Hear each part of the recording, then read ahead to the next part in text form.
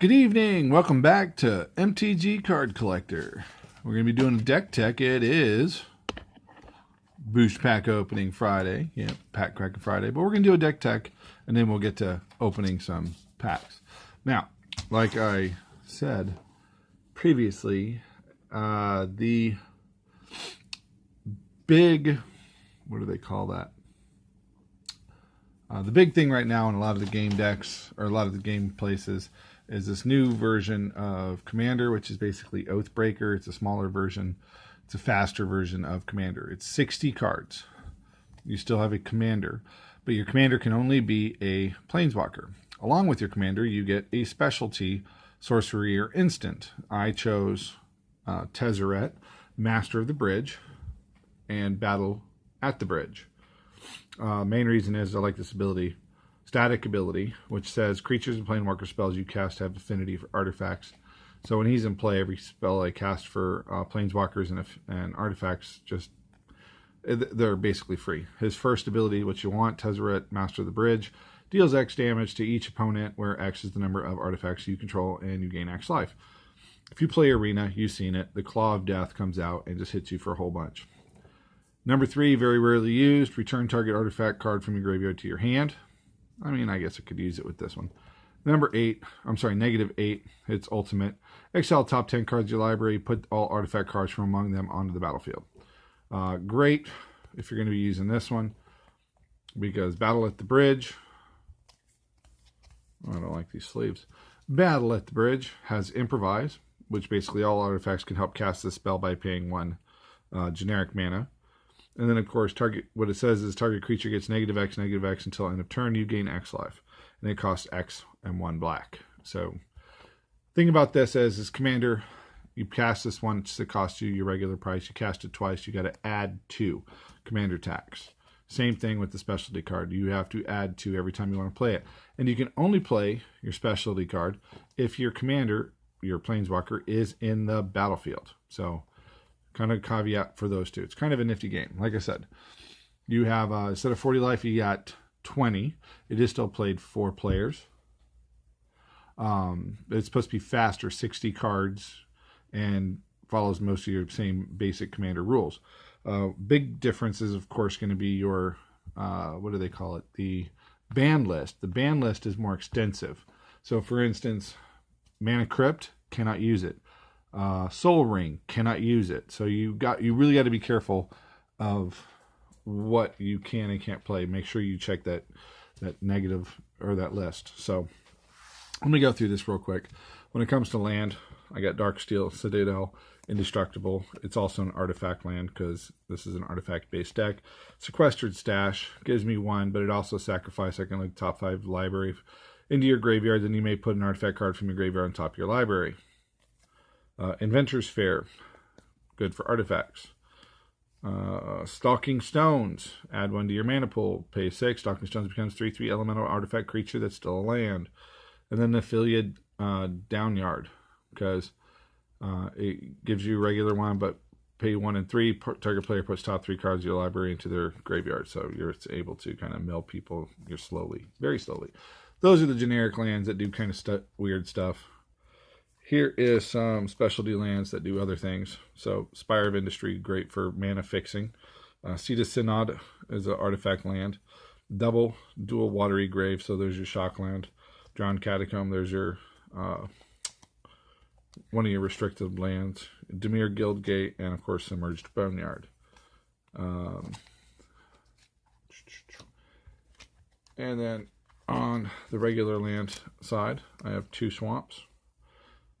1, 2, 3, 4, 5, 6, 7, 8 regular islands. Planeswalkers. I do have quite a few Planeswalkers. Tezzeret, Agent of Bolas, because he kicks ass. Especially his ultimate. Cool thing is he starts with a 3. It costs 4. Comes in with 3. You plus them the first time. Look at the top 5 cards of your library. You may reveal an artifact card from among them, put it into your hand, put the rest on the bottom of your library in any order. And the next time you can either do the 4, -4, target player loses X life, and you gain X life, where X is twice the number of artifacts you control. So depending on how many artifacts you have, you might want to just keep upping them. At the same time, you might want to down them, because target artifact becomes a 5/5 artifact creature. So if you can overpower them. Then, of course, Tezzeret the Seeker. This is a great one. Cost 5, comes in with 4. Plus them once, untap up to 2 target artifacts. And then, of course, artifacts you control become 5/5 artifact creatures until end of turn. So, if you can get him to go up once, the next turn, you're turning all your artifacts into 5/5s and you're swinging, turning them sideways. Karn the Great Creator. Awesome abilities. 4. Activated abilities of artifacts your opponent's control can't be activated. And then, of course, his +1 till next turn. You may until your next turn, up to 1 target non-creature artifact becomes an artifact creature with power and toughness equal to the converted mana cost. So, we have a way to do that. -2, you may choose an artifact card from your outside the game or in exile. Reveal that card and put it into your hand. So unless they've exiled the card because there is no sideboard, you're really not going to be using the -2. Karn, Sign of Ursa, way of going through it pretty quick and also getting yourself instantly +1/+1 or creature colorless constructs. So grand total of 5 Planeswalkers. First one, of course, being, remember, Agent, Master of. All right, so then we have sorceries. Sorceries in instance, but sorceries. I chose Ancestral Vision and Torment of Hailfire, because why would you not want Torment of Hailfire in there? Because it's one of 60 cards. You're eventually going to get it, and it could just end the game. Creatures. Sage of Latinum. Human Artificer. 1 and 1 blue. Sacrifice an artifact. Draw a card. In case you need an artifact. Or in case you need to draw. Keep drawing. Master Thopterist. Whenever you cast an artifact spell, create a 1/1 colorless Thopter artifact creature token with flying. Sacrifice 2 artifacts, draw a card. So another way of getting cards. But you want more artifacts. Artifacts. Get a bunch of Thopters. And of course, Marionette Master. There's one of your win cons. 4 and 2 black. Has Fabricate. But you don't use the 1/1s. Put them on him. Whenever an artifact you control is put into the graveyard from the battlefield, target opponent loses life equal to the Marionette Master's power. So, alright, anyways. Mystic Remora, costs 1. I love this card. It's from Ice Age. Cumulative upkeep of 1. So every upkeep you have to pay 1. Whenever a target opponent successfully casts a non-creature spell, you may draw a card. That player may pay 4 to counter this effect. No one ever counters it. And if they do, it's because they have nothing else to do.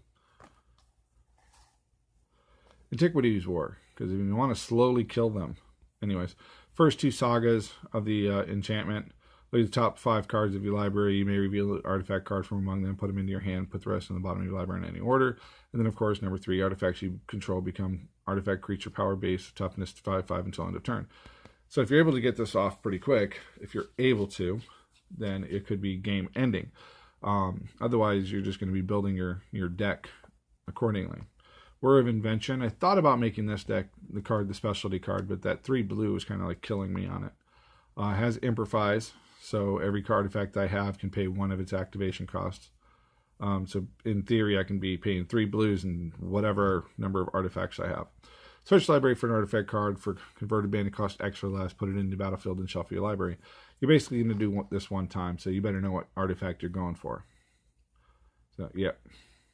Anyways. Omniscience. Because why not, right? 3 and 7. You're going to cast a non-land card from your hands without paying their mana cost. So as long as it's not a land, you're basically going to cast it for free. Now, this deck is mostly artifacts.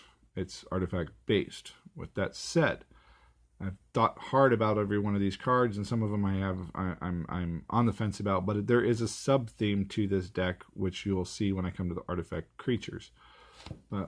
Regular artifacts. Timorin's Crypt for Graveyard Hate. Everflowing Chalice. Hopefully you don't get this in the first turn, or first hand, opening hand. You want to multi-kick it a bunch of times. That way you have extra +1s. Because if you multi-kick it, let's say 3 times, so you have 3 charge counters on it. Every time you tap it, you get 3. Makes sense. It's a good card. So hopefully you get it, later on, mid-game. Mox Amber. Oh, one of the other things. They cost nothing to put into play. So put them into play as soon as you get them, or just wait and who cares, you know, see how it pans out. Mox Amber, it's going to be good when you get it into play, but most of the time you're not even going to be tapping it for mana. So you're going to be tapping it using the not the affinity, but the improvise. Stoneforge Masterworks. Equipped creature gets +1/+1 for each other creature that shares a creature type with it. So you put it on an artifact creature, and every artifact creature that is a construct, and it's a construct, you get +1/+1. This was one of those that I was kind of like, do I really want to do this cantrip? I think if I put it on, but anyways, yeah, I'm going to put it in there, and you'll see probably the cards I'll kind of put it on. Howling Mine. Each player must draw one extra card during his or her draw phase of each of his or her turns. And I don't know if you can see that, but yeah, it's kind of a little old and worn out. This is one of my originals. Mr. Mark Poole, one of my favorite. Anyways, yeah, this is that's one of mine. Contingency Clasp. Contagion Clasp, whatever. When Contagion Clasp enters the battlefield, put a -1/-1 counter on target artifact. I'm sorry, target creature, and then 4 and tap it and proliferate. So it's nice, especially when you have like a bigger creature than what your creatures are come out. You can kind of shrink them down a little bit. Now, with that said, they put out Emrakul. You have a battle on your hands. Good luck. Put this on there and then just keep proliferating it every turn. Inspiring Statuary. Non-artifact spells you cast have improvise. Now, I put this one in here only because of the blue and the black spells that I have. I know it's not a lot, but... And then, of course, your Planeswalkers. If you have to cast your Planeswalkers, you know, it's a nice way of kind of shrinking that price if your main Planeswalker isn't in play. Darksteel Mirror. He's indestructible. I probably would put that other one on this because it would make him not just indestructible, but it would make him strong because he's an 0/1. Unwinding Clock. Untap all artifacts you control during each other player's untap step. So you attack, and then on their untap step, you untap. So that makes it kind of cool. Paradox Engine. Whenever you cast a spell, untap all non-land permanents you control. That makes this deck. So both of these together, if you have this one out, when it's their turn, you untap. If you have this one, you cast a spell, they untap. So it kind of helps. Contagion Engine. Of course you want this one. Contagion Engine enters the battlefield, put a 1/1 counter on each creature target player controls. And then 4, proliferate, then proliferate again. So it's a way of pumping it. You get it twice, plus you're hitting every one of their creatures. So now come the creatures that do dual purpose. Not only are they attacking, defending, they're also mana rocks. So Ornithopter, he's a 0 cost. Steel Overseer, he pumps up everybody. It's not until end of turn, it just pumps up everybody. He is a 1. So put a 1/1 counter on each artifact creature you control. So you bring him out. Maybe you can't pump him up this turn, but next turn you can pump him up. Plague Mirror, 2. He gives 1, or add 1 mana to your mana pool. But he also has Infect, and he's a 1/1. Laden Mirror gives you black. I mean, notice they most would cost all 2, right? He gives you a black mana to your mana pool. He's a 1/1. Silver Mirror, 2. Add 1 to your mana pool. 1 blue to your mana pool. He's a 1/1. Mirror Galvanizer. He costs 3. Other mirror creatures you control get +1/+1. Untap each other mirror you control, so you're able to untap them if you need to. Master of Etherium. Etherium, whatever. Power and toughness is equal to the number of artifacts you control, which includes himself, because he is an artifact creature. Other artifact creatures you control get +1/+1. So while your other 4 artifacts are your other artifacts are going to pump him up, he pumps up everybody else by 1. Adaptive Armor. Adaptive Automation. Automaton. Adaptive Automaton. Enters the battlefield, choose a creature type. Adaptive Automaton is a chosen type in addition to its other types. Other creatures you control of the chosen type get +1/+1. He's a 2/2, and he's a construct. Another mirror. One of my mana rocks. Add 1 mana of any color to your mana pool. Cost 3, 2/2. Chief of the Foundry. All other artifacts you control get +1/+1. He's a construct 2/3. Phyrexian Metamorph. 3 and a Phyrexian blue. You may have Phyrexian Metamorph enter the battlefield as a copy of any artifact or creature on the battlefield, except it's an artifact in addition to its other types. So I like this because if they bring out something, as long as it doesn't have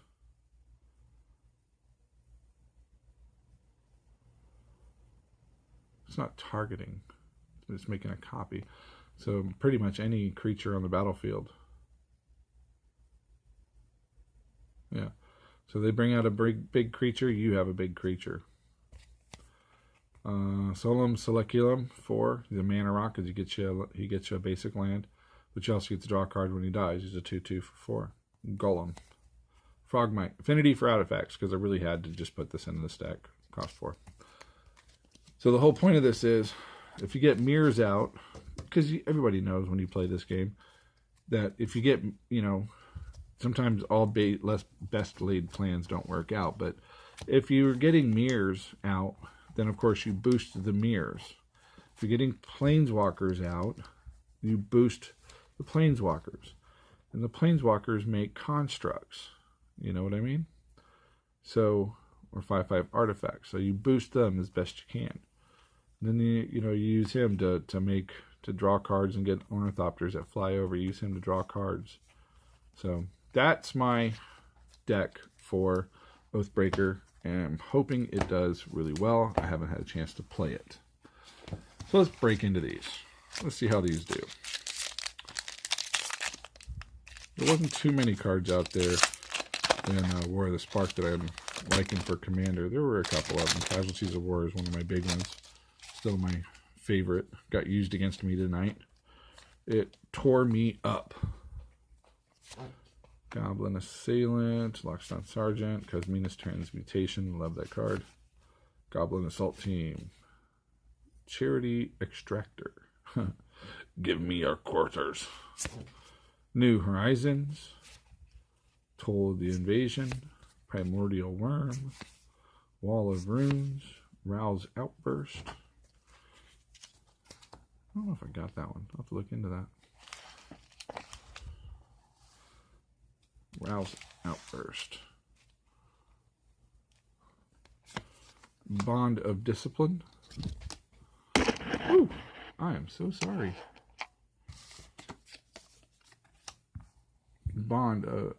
Elite Guard Mage. And, ooh, got a Planeswalker, Gideon Blackblade. There we go. Ooh, and Narset's Reversal. That's awesome. We got a win-win package here. Foil, Narset's Reversal. 2, copy target instant or sorcery spell, then return it to the owner's hand. You may choose new targets for the copy. I like that. Gideon Blackblade, 1 and 2. As long as it's your turn, Gideon Blackblade is a 4/4 human soldier creature with indestructible. That's still a Planeswalker. Prevent all damage that would be dealt to Gideon Blackblade until during your turn. +1. Up to 1 other target creature you control gains your choice of Vigilance, Lifelink, or Indestructible until end of turn. -6. Exile target non-land permanent. I like that.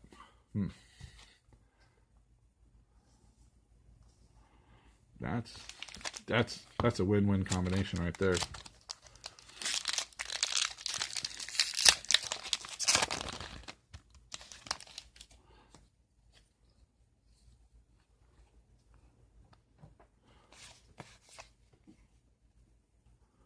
Return to nature.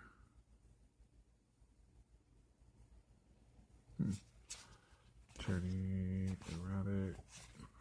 To demolish.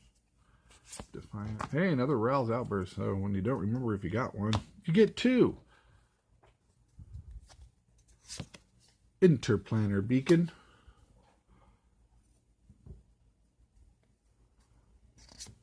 Tyrant Scorn.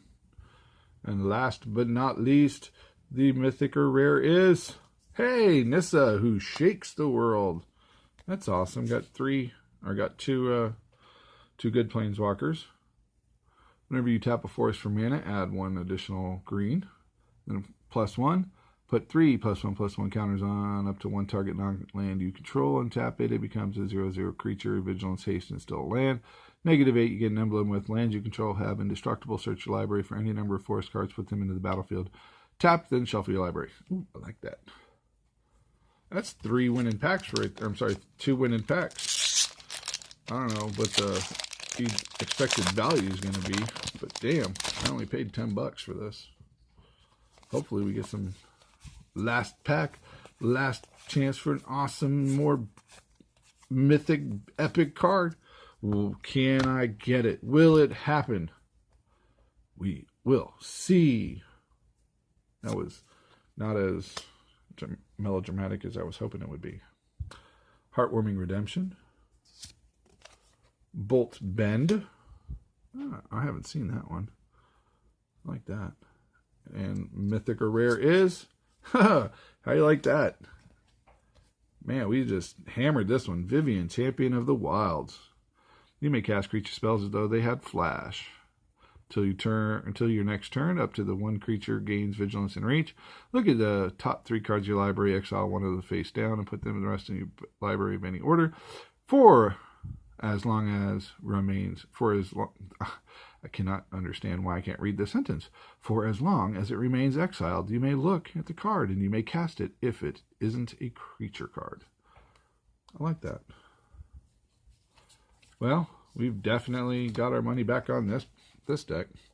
Well, I hope you enjoyed my deck tech, and I hope you enjoyed this pack opening. I will put the expected value in the comment, or not the comments, but the description. If you like this, please leave a thumbs up. It does help me grow. It does let me be seen by other people. Also, if you'd like to leave a comment down below, it'd be very much appreciated. If you like the video, go ahead and follow me. I will continue to put out content like this, hopefully every Friday. Maybe if I can get bigger, I'll try to do it twice a week. But until then, have a great day.